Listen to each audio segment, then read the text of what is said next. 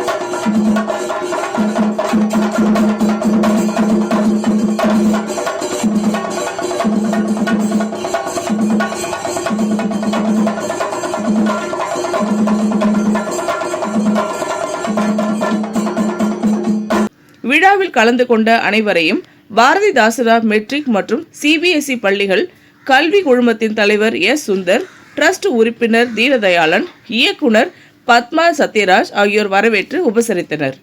இந்த நிகழ்வில் பாரதிதாசனார் மெட்ரிகுலேஷன் மற்றும் சிபிஎஸ்இ பள்ளிகள் குழுமத்தின் இயக்குனர் தெய்வசிகாமணி, அரக்கோணம் பள்ளியின் முதல்வர் மணிகண்டன் மற்றும் காவிரிப்பாக்கம், பணப்பாக்கம், வாலாஜாபேட்டை, செய்யாறு, திமிரி பள்ளிகளின் முதல்வர்கள், ஆசிரியர்கள், ஆசிரியர் அல்லாத அலுவலர்கள், மாணவர்கள், பெற்றோர்கள் என திரளாக கலந்து கொண்டு சிறப்பித்தனர்.